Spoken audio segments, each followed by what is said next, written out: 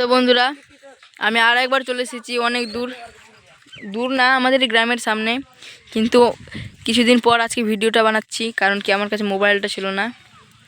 এই শিব মন্দির থেকে গঙ্গা নদীর দূরটা তো তোমাদের দেখাচ্ছি আজকে।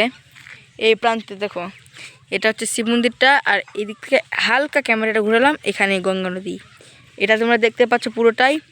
আর আবার এখানে এলাম শিব মন্দিরে, আর আবার সামনে দেখো, ওই যে দেখো গঙ্গা নদী কিছুটাই দূরে। এইবার কিভাবে বেঁচে গেছে ওটা হচ্ছে আমাদের কালীমা। তোমাদের ভিডিওতে দেখিয়েছিলাম যে আমাদের একটা পুরাতন কালী মন্দির ছিল ওদিকে, কিন্তু গঙ্গা নদীতে পড়ে গেছে, তাই জন্য গ্রামবাসী সবাই একজোট হয়ে এখানে সেই মন্দিরের স্থান করে পুজোটা দিয়েছিল।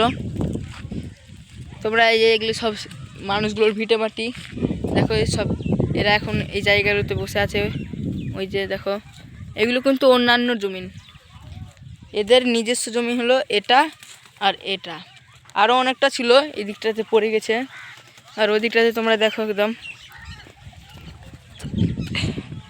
দেখো তোমরা।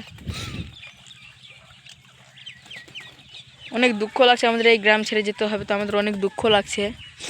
মন চায় না যে যেতে হয়, তবুও বাধ্যতা হয়ে আমাদের যেতে হবে। সরকার যদি এই বছর গঙ্গা নদী বেড়ে যায়, তবে আমাদের একদম টেনশন শেষ।